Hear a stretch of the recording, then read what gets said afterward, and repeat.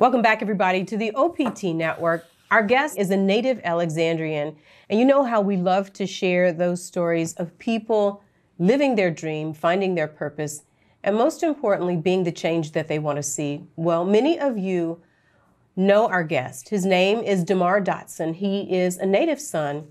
He has played 11 seasons in the National Football League for the same team, the Tampa Bay Buccaneers. And this morning, he joins us to chronicle his story. Demar, good morning and welcome. Thanks for having me. It's great to have you. You know, one of the things that we love is people who find their passion and are able to accomplish that. And we know that for many young people, going to the NBA or the NFL is really a huge dream that almost never happens. So before we talk about that, I want to take you back to being a young boy in Alexandria, Louisiana, that was probably very, very tall. Yeah. And taller than most. How do you deal with being different? Yeah. Well, you know, I grew up with a passion for basketball. And I went to Ash. And I remember when I came in as a freshman. So, you know, I'm 6 foot, maybe 5 at the time. So, you know. As a freshman? As a freshman. 6'5". Yeah. So I'm walking in there, and so, you know, everybody looking at me like, man, this guy must be good, you know. So I walk in there, man, 6'5", coming in for the trial. I can't even make a layup. You couldn't make a layup? Couldn't even make a layup. Well, how did you have a passion for basketball? Were you a player? No, I used to play back in my backyard. You know what I'm saying? So I was playing outside all day. I mean, I used to be practicing like 2 and 3 in the morning. I used to drive my auntie crazy. You know, I'm talking about, my dad had an old shed back there, so I'm bouncing the ball off the shed. You know what I'm saying? Bouncing the ball. You know, nobody can get no sleep. You know, they yelling at me, the neighbors talking about, man, go to sleep. You know, so I was like one of them kids that, you know, even though I was tall, I hadn't just came into my own yet. So it took me a while to really to develop and come into, you know, that skill set to really catch up with my height. So as a freshman, so when I go in there to, you know, trial, and I'm thinking, I'm cocky, man, because I'm telling folks, man, I can make the basketball team, so because I'm practicing outside, so I must be, you know, I must be good. So, man, everybody, I'm telling people, they, you know, ain't really nobody really, you know, coming back at me with no, you know, defense, because they say, you know, this guy kind of tall. Yeah, kind of tall? Yeah, you know what I'm saying? So you had to be the tallest kid out there at that time, huh? Oh, I was. You know, so I kind of like set myself up for it, because here I am bragging, you know what I'm saying? And here I go out there and everybody looking at me, and I'm going out here trying to shoot a layup, and my God, hey, you 6'5" and can't make a layup. You know, and it was kind of embarrassing. So, you know, I ended up not making them, you know, the freshman basketball team. How did you deal with that disappointment of not making the team? Especially after you had practiced forever. Yeah, it was kind of hurting me, you know, because I remember I went home and told my mom, like, you know, this is not going to stop me from, you know, going after my dream. You really? Know? And she was like, yeah, baby, no, don't let this stop you from what you want to be. But it was kind of hard because, you know, kids can be mean.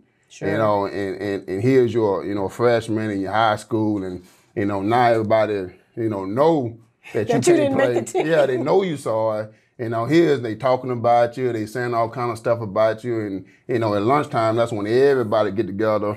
I mean, and I'm getting ridicule from everybody. So, you know, I spent the next, you know, month and a half in the library doing lunch. You know, you don't even go into the cafeteria. Couldn't even go in the cafeteria. So I'm at lunchtime, I'm eating, you know, Skittles and M&Ms and stuff like that, and on the computer, wasting my hour away because I can't go eat lunch. So when do you understand that you need some fundamentals? Wow, I understood it right at that point. You know what I'm saying? It didn't take long to realize that, man, you got a lot of work to be done. You know, but it never stopped me though. So I came back, kept working, came back to the next year as a sophomore, and I made, you know, junior varsity. Okay, you know, junior varsity. Yeah, well, that's another step up from, you know, not making as a freshman, right, and coming back as a, you know, as a sophomore and making junior varsity. And then I was on the varsity team, but I didn't play my sophomore year. And then come back to junior year, and that's when I really took off. So I mean, I came outside with like 21 points my junior year. You know, all state, all St. all district, and then you know, of course, came back my senior year. You know, and was the man my junior senior. So you were the man. And the thing about it though, you know, those guys that was on the freshman team, that laughed and ridiculed me, man, those guys never played basketball again. Oh, wow. You know what I'm saying? They they never played again. So you got the last laugh. Well, it's not actually saying you got the last laugh, because it's not about that, but it just show you that, you know what I'm saying, that when you can... You know it was about that. Huh? Well, it's not really about that. It's not about that you now, know, but as a kid, it's like... But we all bring stuff on ourselves, so, you know, it just teaches that, you know what I'm saying, yeah, you don't talk about people, you don't put people down at that moment, because you never know what a person's potential is. Right. You know what I'm saying? So that's kind of how... And so then you tap into your potential. Yeah. And so at that point, when you become the man, is your dream to play in the NBA? Oh, that was always my passion. That was always my dream. Like, you know, you couldn't ever tell me that I was gonna make it in the NBA someday. Really? You know, that was always my number one goal is to play in the NBA. And I never even liked the football.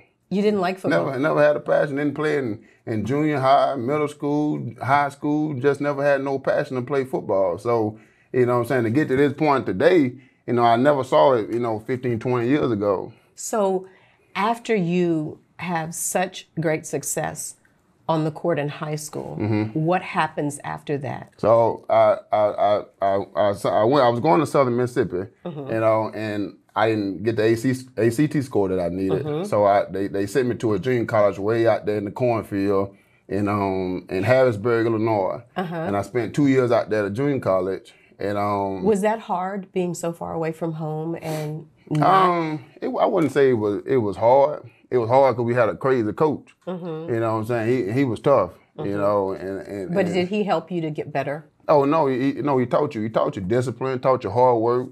You know what I'm saying? And that's what, you know, the guys who survived, because we had a lot of guys quit. Because we was out there in the middle of the cornfield, nothing out there. No McDonald's, no Walmart, no store. It's just you in the middle of the cornfield. So the only thing you can focus on is playing basketball. But, you know, I mean, he worked you hard. He criticized you. He put you down, but he knew how to put you down and lift you up. And bring you back up. Yeah, but, you know, a lot of guys couldn't take that. So, you know, a lot of guys quit. And so you didn't quit. And you go to. Well, I couldn't quit. I couldn't go home and quit. You couldn't go home? No, there wasn't no such thing as you quitting. Where did that come from? Well, it come from your parents, you know. They send you off to college and you gonna come back and quit because you say it's too hard. That's unacceptable. So you stay with it, and then at some point you transfer. Well, I didn't transfer. I did 2 years of junior college, and then after I was done with junior college, then, you know, I was already, you know, destined to go to Southern Miss as it was. Right. And they sent me off to junior college because if I wouldn't have went to the junior college, I would have had to redshirt 1 year at Southern Miss. So instead of me redshirting, they just sent me off to the junior college to play that 2 years and then come back as a junior to Southern Mississippi. So that's when I came back as a junior in 2006. But you come back better, probably, than... Well, when I came back as a junior and go to Southern Miss, I kind of realized, well, I probably ain't going to the NBA, you know. When did you realize it? Probably when I went to Harrisburg, Illinois, to realize you ain't good enough to play in the NBA, man. Really? Yeah. So you realize that you're not going to be good enough to play in the NBA. So you got a backup plan. You want to be a cop. You want to be a police officer. Why? I don't know. I just, I mean, you know, growing up, you're playing cops and robbers, so I always wanted to be the cop. So I kind of, you know, I was getting my degree in criminal justice. So, you know, that's the kind of field I was going in. So it was always like my backup plan to just, you know, be a police officer. So that's what my next passion was. Wow. So, didn't work out. You realize you're not going to the NFL. Yeah, the NBA. The NBA. Yeah. And so, do you quickly pick yourself up and say, okay, next? No, no, it really didn't. Or do you have to grieve about that? No, it wasn't really with no grieving because, you know, you really didn't, I really didn't give yourself much time to thought because my senior year, and once we had that last game, you know, and my basketball season was over with, you know, I'm kind of like looking for that next step. So I'm thinking, you know, well, you know, I'm gonna graduate here soon, and, you know, probably gonna go out and, you know, try to find what I'm doing in the next field. So probably gonna be a police officer. And I remember like the football coaches, you always kind of like put bugs in my ear, but like, man, you should come play football, because, you know, I was about 6'9", and I was about 270 around that time playing basketball. So, you know, I wasn't a guy who could score a whole lot of points in basketball, but what I could do is foul somebody. You can foul somebody. Yeah, and I could foul somebody pretty hard. You know what I'm saying? So they like, man, this guy should be playing some football. So, you know, they used to kind of always put that little bug in my ear. So what are you thinking, though? Because you never had a passion for football. Never played football. I didn't. So I realized, hey, I ain't going to the NBA. So, I mean, you know, how can going out here and try to play some football, it can't hurt me. You know what I'm saying? So at the worst, you go out there and play, you know, don't pan out, then you can go out and, you know, continue to do what your next step in life is. Become a police officer. Yeah. And so were you at least a football fan? I mean, about just as much as probably the average person there. You know, you watch, you know, football on Sundays, but, you know, I wasn't a fanatic of it. So you weren't a student of the game? No, I wasn't a student of the game at all. So now you have to learn the game. Yeah. What's that process like? I mean, it was hard, but they, I remember I went and talked to the football coach at the time, so I walked in there, you know, he's a big guy, and come sit on the head football coach's couch and asked him, I want to play football. You know, he asked me, have you ever played football before? And I said, no. You know, so he's looking at me almost like I'm crazy, like, you know what I'm saying, what you want me to do for you? You know, so I was like, you know, I want to just go out and give it a shot, you know. So was it that you just didn't want your sports career to end at that point? Like, did you just want to try to see if there was something more there? Well, you know, at the time, I don't know what I was thinking. You know, I just remember the coaches used to always tell me, and it was always to put that little bug in my ear. So it was like those little nuggets, they just throw it out there to me. And then and I remember sitting on the bench in the last game of our basketball season, like, man, I'm going to just go out and try football. I'm going to just go out and give it a shot. What do your folks say when you call them and say, okay, I'm done playing basketball. I'm going to go give football a shot? I mean, my mom and dad was supportive of it. You know, I know it was kind of like, you know, what this joker doing now. Right. You know, so, but I mean, they didn't like, you know, put it down. Oppose it. Yeah, they didn't put it down or try to, you know, beat the dream down. So, you know, I really appreciate him for that. And I called my dad, you know, you always want that confirmation from your father. Right. And he tells you can do it. You know, well, you know, I'm saying, like, you going to the NFL, so you're going to be great at it. But, you know what I'm saying, that's what you want to do, then, you know, go out there and give it a shot. You know, that's what I did. So, so when after you're sitting on the head football coach's couch. Yeah. And you tell him what you want to do. Yeah. When does he buy into, okay, we'll give you a shot? Yeah, we talked for about 30 minutes, and then, so, you know, he seen that I was serious about this. He seen that, you know, I was hungry about coming out here and for the opportunity. So he was like, okay, you know, spring training actually start tomorrow. So I just got done from playing basketball season, talking to the head coach the next day, and spring training starting the following day. So he sent me down to the equipment room, and I get fitted up and put these pads on there, put on me forward. What did that feel like? It felt kind of funny. You know, it felt weird. You know, going from putting a jersey on to now you putting on pads, and I don't even know how to put on my pads. So you need help. You don't even know how to put your pads on. Yeah, you need help putting on pads and stuff. So it was kind of a whole different adjustment. You know, so. And then they were trying to figure out, okay, what position can we put this guy at, because we only really got a semester to learn the game. Right. So. And he said, do we put him at tight end? Well, he quickly figured out I couldn't catch. So they put me at tight end.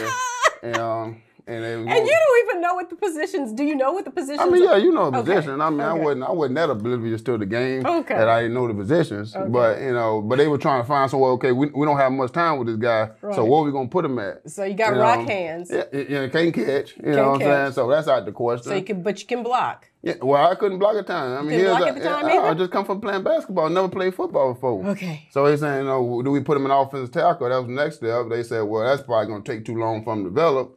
So we can't really put him now. So they said, well, he's the only position we can put him at is defense, defensive line. And that's they say you just teach him to go this way. Go to the quarterback. Yeah, just go straight, man. That's all I did. I put your head down, just go. And that's what I did, just went. You know. But most times I didn't go nowhere because I didn't know what I was doing. So that was kind of the weird thing about it. But you developed. I developed. Possibility. That's what we're talking about. Possibility. Yeah. But, you know, and potential. But, you know, through that whole time, like, you know, the whole season, I played in about 4 football games. You know, I had, you know, 2 tackles. I did have 2 tackles, you know, and I tell people all the time, you know, one of the tackles, the running back ran into me. and we both fell, but I got the tackle for that. So I still take that as a tackle. Now people don't realize that. I love it. And you came back. I came back well. For the next season. I mean, what? So that's it? No, I only had one season play. You only had one season? One season, yeah, one season.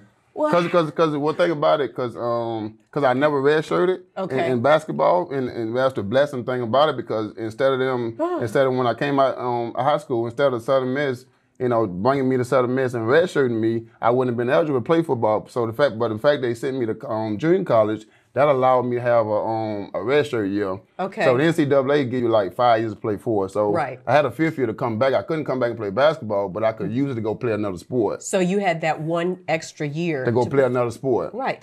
But so you're not developed at all. Yeah. So there's like highly unlikely that you're going to. Oh yeah, highly unlikely. So what happens after that? So it's funny thing about it. Like, so we used to have like, NFL scouts used to come out to our practices and stuff. Watch other players. We had like a good tight end. We had a good linebacker. So here they used to see this big 6'8" guy. Like, who's that? Oh, he's a basketball player. So we were standing so big, so tall, athletic. Looking like a football player. You know what I'm saying? These scouts kind of like, just throwing little bugs and just saying little stuff. So. We had this one scout. His name was Don Green. He was a scout at Tampa Bay at the time, and he looked at me. He came up there. He looked at me. He said, "Man, you look like an offensive tackle." That's the first thing he said to me. So he kind of like took a little interest in me, and he came down and did like a little workout with me individually, and then he went back to Tampa. What are you thinking at that moment? You had 2 tackles. Yeah. Really. One tackle. One tackle, yeah. But no. I had 2. Don't take away my 2. Because that's my tackle. Okay, you had 2 tackles. I had 2 tackles. And you've got somebody looking at you for the NFL saying you look like an offensive tackle. Yeah. But you don't have any idea how this could happen. What are you thinking? Are you thinking this is divinity? Well, I think I had some crazy faith, you know what I'm saying? Because let me tell you, I'm gonna go back. So he came back and worked me out individually, and did some offensive line stuff. He was teaching me some stuff, and we worked it out. He filmed it, took it back. I was working at a car lot, car auction place. What were you doing over there? I would park, car auction. You park the cars and go. When people going through the auction, you drive up, in the car. So I'm here, a big 6'9" driving up and doing the car auction and stuff. And then when they tell you to go, you go out and go park the car and stuff and get another one. So I was doing that, and the NFL draft was coming around. So, and I remember I went in. I told the boss at the time. I said today my last day working here. He said, why? I said, well, tomorrow I'm going to the NFL. He said, okay. And I walked out of there and never came back. And I hear the guy 2 tackles, never played football really. Coming from a basketball player, and I just quitting my job and telling the guy I'm finna go to the NFL. Now, I know you have crazy faith. Oh, yeah, I have some crazy faith. But, I mean, this is big. So you're asking God to really show up. Well, my only prayer was, I said, God, just give me one team and just need one opportunity. I didn't need 5 teams to give me. I said, God, I just want one team just to give me opportunity. That's all I need. That's all I needed, just one opportunity. I didn't care how I get that opportunity. That was my only prayer. I said, God, I need one opportunity. And that's at the end of the day, Tampa called me up. So in the last segment, we were talking about that moment, really, when your life is going to be forever changed. The scout comes in. He says, you look like an offensive tackle. He takes you through some drills. He records you. You quit your job. Yeah. Talk about that moment. Is there a sense spiritually, deep down inside, that in your knower, that I'm going to the NFL? I kind of did. I kind of did, truthfully. I don't know, truthfully where it come from, because, all the signs point to you not going to the NFL. Right. But it was something deep down, because, I kind of, like I said, I prayed and just asked God for that one opportunity, just that one team that I needed to give me an opportunity. So after the draft came, Don Green, the scout that came working me out, he called me up. You know, first thing he asked me, he say, you know, can you get to Tampa? Now I'm in Mississippi at the time. He said, can you get yourself to Tampa? I told him no. I said, I can't fly up. He asked me, can I fly up here? Now here I'm telling the man that's trying to get me up here to come get an opportunity to come. Why do you tell him no? I don't have no money for a ticket. So I told the guy no. So he like, oh, okay, now I'm gonna call you back. So he called me back like, 30 minutes later. Then he said, okay, this is what we do. You know, we're gonna fly you up. You know, we can't promise you anything, but we give you a three-day opportunity to come up. So let me stop you there. Okay, so you're having this conversation. You've prayed this prayer, but you have this peace, and you kind of know that God is in the midst. Do you say to your parents at that time, hey, Mom and Dad, I'm going to Tampa because I think that there could be an opportunity for me in the NFL? Do you call them and say this that? was after the fact. After the fact that he called me and let me know. Not when he first called me, asked me, can I get there? I told him no, I couldn't get there. So he hung up and called me back 30 minutes later. And then he told me, okay, what we're gonna do? We're gonna fly you up. We're gonna come and give you opportunity for 3 days to come and try out for the team. So at that point, are you going to the combine? Is that what it is? Actually it's called. It was rookie minicamp. Rookie minicamp. So what they do, they bring all the rookies in, the ones that was drafted, the guys that was signed, that's on free agent, and then what they do, they bring in like 20 other, like walk-ons. Yeah, walk-ons, exactly. There you go. 20 other basically walk-ons to try to compete, for opportunity to make for a position. For position. So I was kind of like one of those 20 guys that they brought in.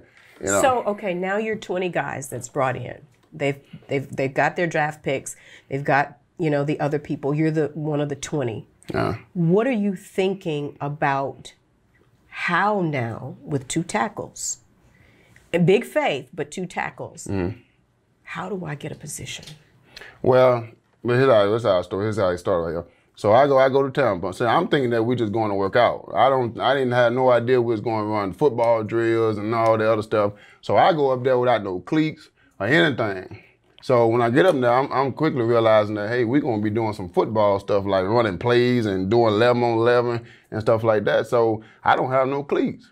So, I go to the equipment people and humbly ask them for a pair of cleats. And the guy cussed me out. He cursed you out? Yeah. He said, what, you think you can bleep, what you come get? And I left my cleats. So he asked me, what size shoe you wear? I said, I wear 18. We don't have no... He said, we don't have no bleep 18, bleep. So what are you thinking? Because, I'm thinking, too, when you say I'm got to ask for some cleats, you just can't go arbitrarily and borrow somebody's cleats because... Yeah, that's a trial guy, I'm thinking of 15, but no, you need an 18. 18. So he said the biggest I got is a 16. Oh. So I said, your feet are going to be hurting. Well, that's what I did. So I took the 16. So at that point, and then at that time, back in 2009, we was doing 2 days. You have 1 practice in the morning and 1 practice in the evening. Right. So I take that pair of 16, put it on my feet for the morning practice. How do you get those 16 on an 18 foot? I'm going to tell you. So I put them on. No socks. You couldn't have had no socks. No, I had socks on. You had socks on? But my feet balled up in them, hurting. I'm going through the first practice. I'm in pain. So I take it out, come back in the locker room, take the shoes off, feet hurting. So I said, got to be a better option. So I go get a knife, and I cut the whole toe out of the cleat. So the whole toe is out, so my feet hanging out, so my toes are hanging out the cleats. So I went out to the second practice with my toes hanging out the cleats. Oh, wow. And I said, I quickly realized that wasn't a good decision because people stepping on my toes and all that kind of stuff. So now my toes... You're catching hell. Yeah, my toes bleeding now. So I said, well... Your toes are bleeding? Yeah, from people stepping on them. So I said, well, that ain't a good option right there. So what I did, I just put my basketball shoes on for the rest of the practices. And I just went out there in basketball tennis shoes. So quickly the head coach, at the time, he noticed that I had basketball shoes on. So he asked the offensive line coach, why he got basketball shoes on here? Coach, I don't know. You know what I'm saying? So, Raheem, the head coach at the time, he was like, man, that's the kind of guy we need on our football team right here. Guy wouldn't come out here in some basketball shoes. And not only that, willing to cut the toe out of the shoe. Well, he didn't know about, I don't know if they knew about it because nobody said nothing about that. You know what I'm saying? I think when they really noticed about it when I had the basketball shoes on. Because I'm slipping and sliding all the place and, and he So they see your heart. They see your heart at that point. They see you got a heart to try to make it. that you're gonna do whatever. Yeah, they seen it. And I don't know what they were saying, but he quickly came out and said, "Man, this the kind of guy we need on our football team right here." So I don't know if it's favor or heart or what, but they probably a little bit of both. Yeah, probably so. And so when do you find out that you're going to be a part of the team? Yeah, after the last practice. After last practice. So I think they had like four spots. So when we was walking off the field, one of the guys came in, took me off the field and was like, we're gonna keep you. So wow. I mean, the first person I called my mom and I called my dad. And just to hear the excitement in their voice when I told them that, I made the football team, you can hear them almost just being lost for words because, here's you come from a basketball player. And at that point, for me making the team, I still had a long way to go to actually make the team. Right. It's 90 guys at the time. You got to try to make the 53-man roster. So it was still a long journey to go just to be able to make the team. But I'm saying, here I'm signing as a Tampa Bay Buccaneer with the opportunity to actually make the football team. So that was like an unbelievable moment. Does that at that moment just grow your faith and make it even greater? It is because I when we came back for OTAs and stuff like that. I wrote myself a little list, what my goals was for that year. Just wanted just to, make the 53-man roster was one of my, my goals that I put on the 53-man roster. Yeah. I know about that. Yeah. So that was one of my goals to make, actually make the team. So I was willing to do whatever it takes. I think, God opened the door for you, but you got to walk into it. Work. So I was willing to come in early. I was willing to stay late. I was willing to do whatever it takes, to make the football team because, it's that passion that I had to do it. So I didn't care if people saw me coming in early. I didn't care if they saw me staying late. So I was willing to do whatever it takes. Every opportunity I get, I made the most of it. So that's why when I see a lot of young guys now who come in as undrafted free agents, and don't have the same kind of heart and desire to work. Knowing that, man, these opportunities. This is an opportunity that doesn't come every day. And so you make the 53-man roster, but you still have a ways to go. Oh, I made the 90-man roster, and you have still a long ways to go. And so do you ever get discouraged? Do you ever think, I'm not going to make it? No, not one time. Not one time? I never allowed yourself to go? Yeah, I never let the doubt creep in because I knew that, even though I didn't have the knowledge of the game and the wisdom of the game, I knew that I had the potential to make it. So, just going through practice and everything, you quickly realize that, you can play in this game. I don't have everything that I need for the knowledge of the game yet, but, I got all the tools that it takes, to be a good football player in this league. And you have the willingness to do the work. Yeah. And so you make the team. When do you start to come into your own, you think? It probably took me about 3 years to really start, developing because, it's a lot of stuff, playing a position that you never played before, which is offensive tackle. So, I had never played it before. And then, just playing just a semester of football in college, I just haven't played football. So it took me a while to really catch into it. So, I go into my fourth year, and that's when I starting as a, offensive tackle. So that's when my first year starting, and that's when it started really like catching into it and coming up, coming to your own and stuff like that. Now let's talk a little bit about your faith and how your journey to faith is developed and how you're able to maintain that. Yeah. Well, I look at it like this, without God, we ain't nothing, and everything that, I always try to put God first. No matter what, transpire through life, my faith never wavers. Never wavers. Never wavers because, I noticed that God that gave me the opportunity to be where I'm at today. That's why I never try to get too high. I never try to get too low because, football is just a job. It doesn't define who I am, and I don't try to make it, who I am as a person. Because, just as God gave it to me, He can take it away from me. So I always try to just, every day just stay humble and just, pray every day. And where do you think that balance comes from? Because in a game where the adrenaline is so high, the highs are so high, and the lows can be so low, how do you stay right here? I think it's just the fact that, just the foundation, foundation when you was a kid, and your mom taking you to church and and teaching you how to pray. And I've been praying since I was, man, about 8, 9 years old.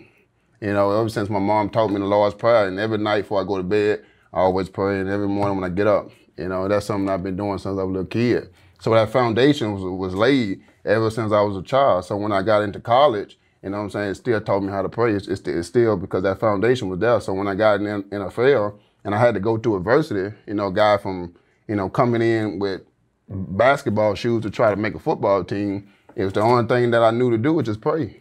And it was sincere because, it was that foundation that was always laid. Wow. When did you understand that you wouldn't be defined by what you did? I never try to, people might define you, based on NFL because people probably look at you as a, NFL player. And that makes people probably want to be around you because of what you do. But, I try not to let it, get to me as a person because, I know that I'm more than just an NFL player. Right. And you know who and what's real and not. Well, that's things that you got to figure out because, a lot of people that come into your life, you never know if they there because, you're an NFL player or because, Demar Dotson as the person. And that's things that, you just try to ask God to give you that discernment to know. And over time, things are, always show themselves.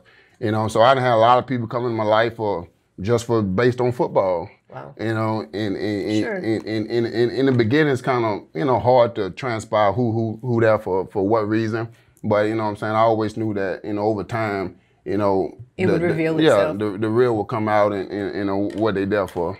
Talk about what you do and what you have been a part of doing in terms of giving back to your community and really not just speaking to young boys and girls about the NFL, but about life and integrity and all those things beyond, because most kids will not go to the NFL or the NBA. Yeah. Well, I'm a relational person. Like if I have a guy come wash my car, I want to have a relationship with him.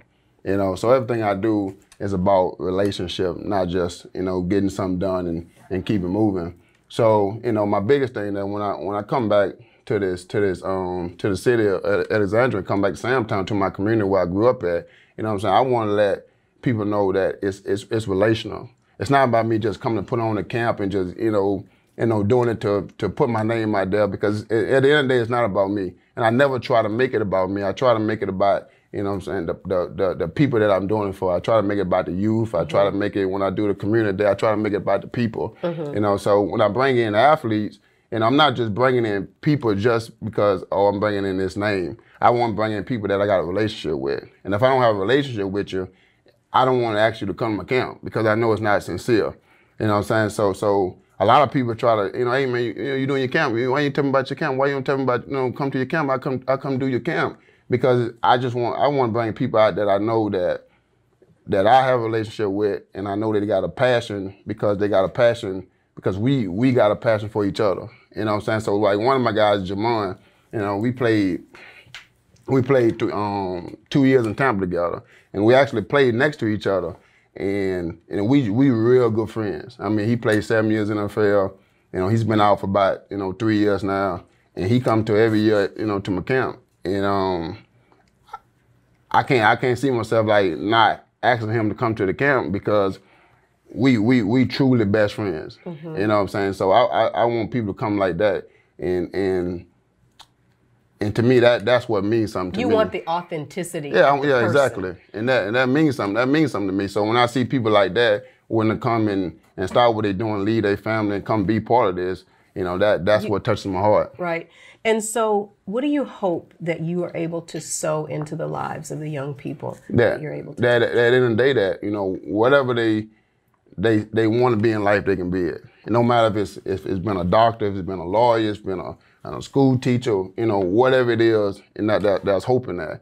And it's not about, you might not go to the NFL, you might not go to the NBA, and based on statistics, you probably not. Right. But you know what I'm saying? If you want to be a lawyer, you can be a lawyer. You want to be a doctor, you can be a doctor. You don't have to be a prodigy of the environment that you grew up in. Right. You know what I'm saying? So when I come back, I want to let them know that, through, hope and trust in God, because everything I do, I want to do it with the foundation of the church. So I don't just come to do anything without the church being involved in it. Because because like I said, if you don't have God, you don't got nothing. Absolutely. You know what I'm saying? So that's the foundation that I always want to be laid, that is done through, my church with, Reverend Lionel Smith, which, my bishop, and just let people know it's hope. Not just youth, just the people. When we come out and do the unit day in the park with the community come out, you want to bring the whole community out and just bring everybody out together to let people know that, it's hope. It's hope. There is hope. Yeah. And so this is your 11th season. What are you believing God for next? What do you want to do after all of this is over? Just find out what's my purpose. What God has in store for me. I know that football is just an avenue to something. And so I don't know what that purpose is. So I just ask God that when the NFL is done, because I never asked to play 11 years. That was never my desire, my dream to say, Lord, let me play 15 years in the NFL. You're just saying whatever your will is. Yeah, I just asked for an opportunity. And 11 seasons later, I'm still standing. As the longest team Buccaneer and the oldest guy on the team, and nobody's been there as long as I've been there. I never asked for a certain number. I mean, maybe if I'd asked for a number, I wouldn't have got this far. So I just asked for opportunity. So whenever that up, now I just ask God, I say, whenever my time is done, show me what's my next step in life. And that's my prayer now. I love it. You are a bright light in the world. Thank you so much for sitting down and giving us way more of your time than what we had anticipated. Thank you. I appreciate it. Thank you. Indeed.